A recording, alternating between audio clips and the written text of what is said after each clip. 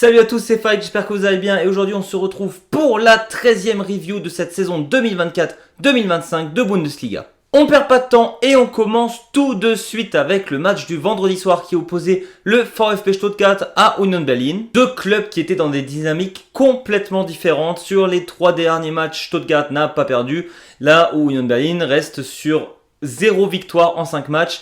Et sur les 5 derniers, on a quand même 4 défaites, donc ça va pas du tout à Union. Et pourtant, quand on regarde le début de match, c'est Union Berlin qui a clairement pris l'avantage sur Stuttgart. Union mène 1-0 en première mi-temps, joue comme d'habitude de manière extrêmement défensive. On a Stuttgart qui peine énormément à trouver des espaces pour essayer de se créer des réelles occasions. Et sur ces tentatives, Union mène quand même 2-0 à la 48e minute. Et vu comme ça défend dur normalement, c'est censé se plier, le match est censé être fini. Et ben non, le VfB Stuttgart sort sa botte secrète et sincèrement je le voyais pas si fort que ça depuis qu'il a quitté le Werder Bremen parce qu'il jouait pas énormément à Stuttgart. Woltemade rentre en deuxième mi-temps pour le VfB Stuttgart et met directement un doublé. Donc égalise contre Union Berlin et on a Karasor qui termine le travail. 3-2 pour le VfB Stuttgart. Union Berlin qui était dans une très bonne position pour enfin récupérer des petits points. Finalement non, Stuttgart continue sur sa belle lancée des derniers matchs et retrouve le top 6 et ça c'est génial pour eux. Et Stuttgart se retrouve seulement à un petit point du top 6 de la Bundesliga, c'était clairement pas donné vu le début de saison qu'ils nous ont fait et j'ai l'impression qu'il y a vraiment eu un énorme électrochoc depuis la grosse défaite à Belgrade. Et l'Union Berlin pareil, eux qui étaient top 3 en début de saison, qui réussissaient quand même des très beaux matchs, maintenant on commence à connaître leur système de jeu. Et malheureusement, ils n'ont pas encore les qualités assez grandes, que ce soit en attaque ou en défense, pour maintenant maintenir les matchs lorsqu'ils mènent ou faire vraiment la différence lorsqu'ils marquent un but. Et on continue tout de suite avec les matchs du samedi après-midi. Il faut dire ce qui est, j'ai trouvé cette 13e journée extrêmement intéressante, que ce soit les scénarios, il y a eu plein de buts. Et dans cette journée intéressante, évidemment, il y a quand même toujours des matchs un peu moins intéressants que d'autres. Et Bochum Werder Bremen. Alors je ne l'ai pas regardé en live celui-là et j'ai bien fait. C'est peut-être la seule fois de la saison où on peut dire que Bochum a dominé son adversaire. Oui, le Werder qui est vraiment au-dessus de Bochum cette année au niveau du classement et normalement au niveau des joueurs et du jeu, s'est fait globalement dominer sur ce match, il faut le dire. On a enfin vu un sursaut d'orgueil de cette équipe de Bochum qui est vraiment dans un mal absolu depuis le début de saison. 2 petits points en 13 journées parce que oui, malgré qu'ils aient dominé, le Werder Bremen et Stag ont permis au Werder de chercher 3 points à Bochum et celle-là doit faire extrêmement mal au VfL qui était vraiment dominant, qui avait tout donné dans la bataille, qui pouvait espérer chercher peut-être même ses 3 premiers points. Malheureusement, une mauvaise action de la défense et c'est fini pour eux. Et donc le VfL Bochum continue sur le pire start de l'histoire de la Bundesliga avec 2 petits points en 13 journées.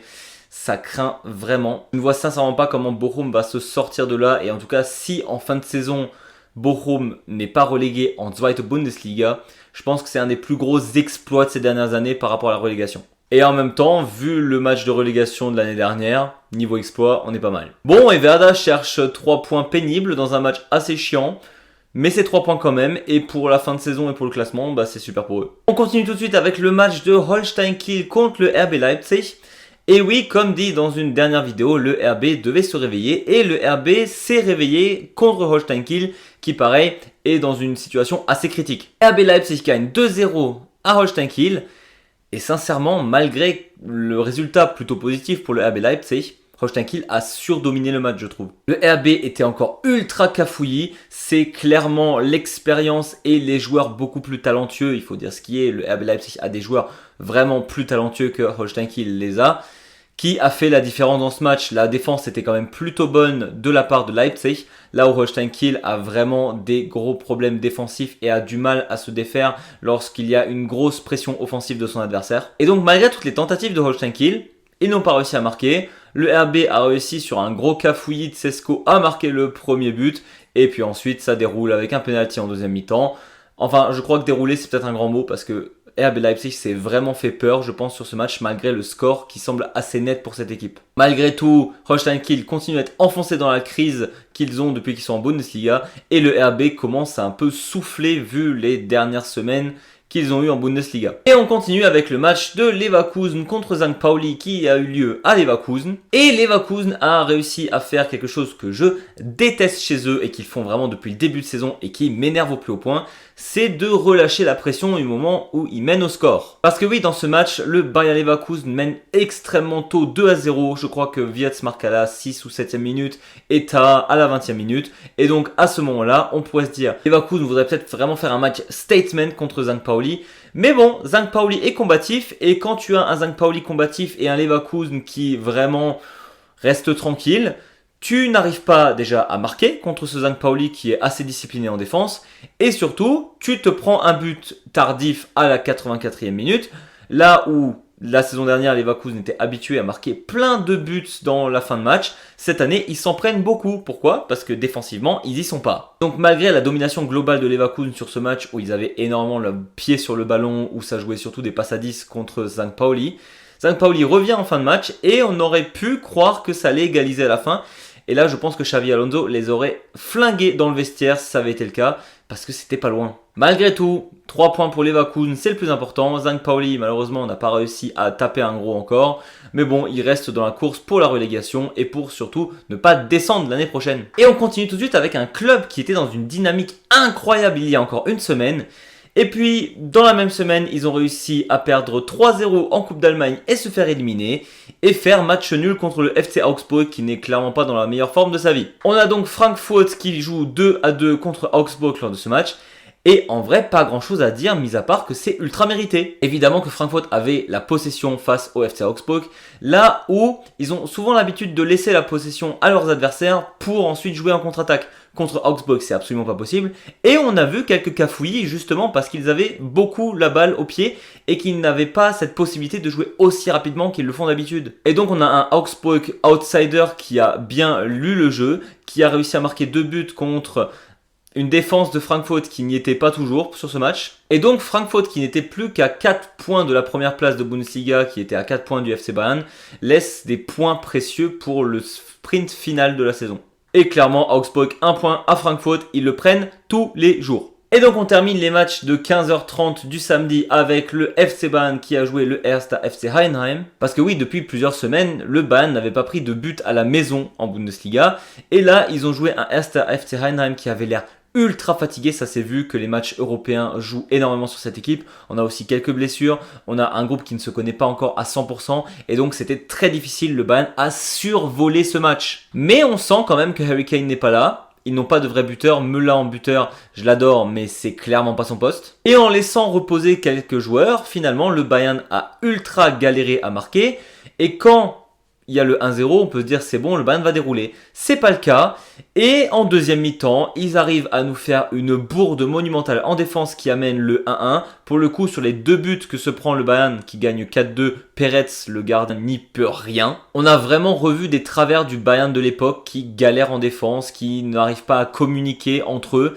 Et donc le Hertha FC Heidenheim a un réalisme de fou. 2 tirs, 2 buts. Le Bayern s'est quand même fait ultra peur. Mais bon, on a le sauveur de l'humanité qui est Jamal Musiala, qui rentre en deuxième mi-temps, qui après 3 minutes seulement nous fait un dribble monstrueux, marque, et le Bayern mettra le couvercle plus tard. C'est fou de se dire qu'une équipe qui était à ce point-là pas inquiétée et dont Heidenheim n'avait aucune chance se prend quand même 2 buts à la maison contre eux. Je pense qu'à part Zagreb cette saison, personne n'a mis 2 buts à Munich. Et surtout quand on voit le 3-1 marqué de Goretzka, on se dit pas que Heidenheim va encore réussir à revenir à 3-2 et inquiéter qui que ce soit. Mais bon, Jamal Musiala est là, remet le couvercle, 4-2 pour le Bayern, c'est 3 points pris et ils sont plus que jamais premiers de Bundesliga. Là où Heidenheim, ça va commencer à sentir le roussi à force de perdre. On continue avec le top spiel qui opposait les deux Borussia Mönchengladbach et Dortmund. Bon, et aujourd'hui, on va critiquer l'arbitrage, ça faisait un petit moment. Déjà, il faut dire un match extraordinaire. J'ai adoré ce match. Il y avait de la bataille des deux côtés.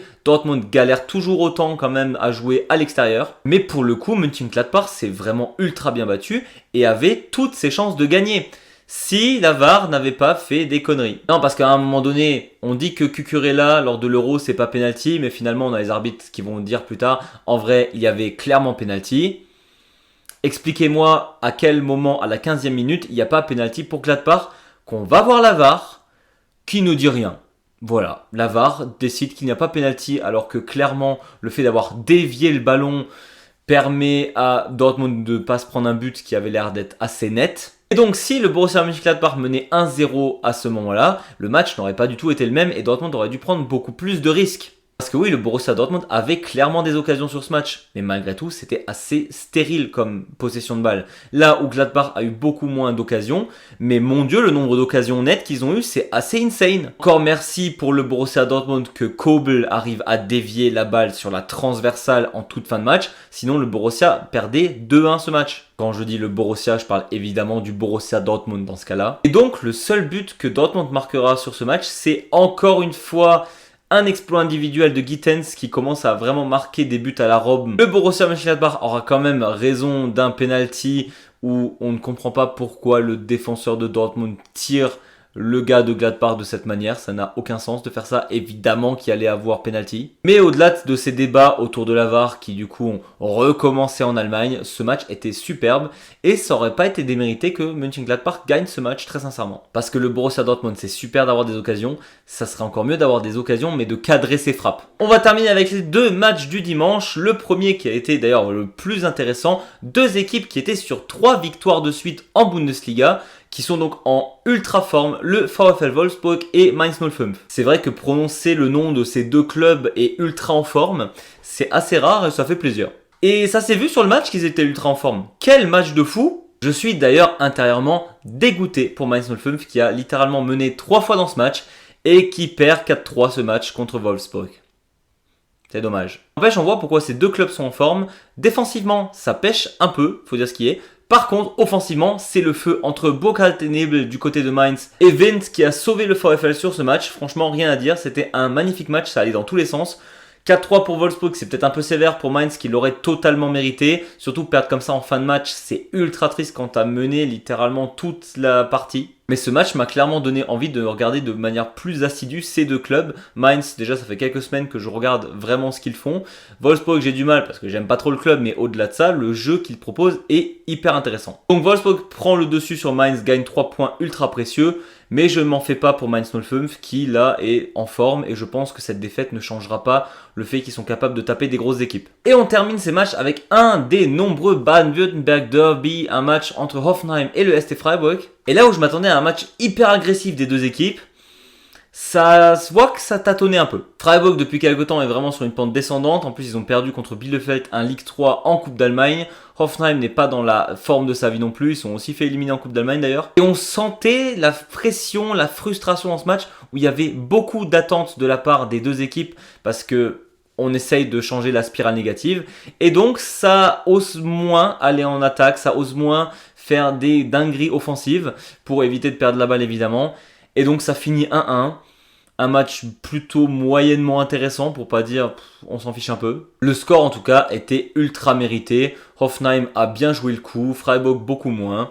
1-1, des points partagés, normal. Et donc pour ce qui est des tops et des flops, en top j'en ai deux. J'ai le match entre Wolfsburg et Mainz que j'ai vraiment adoré. Si vous avez moyen de voir un replay, regardez-le.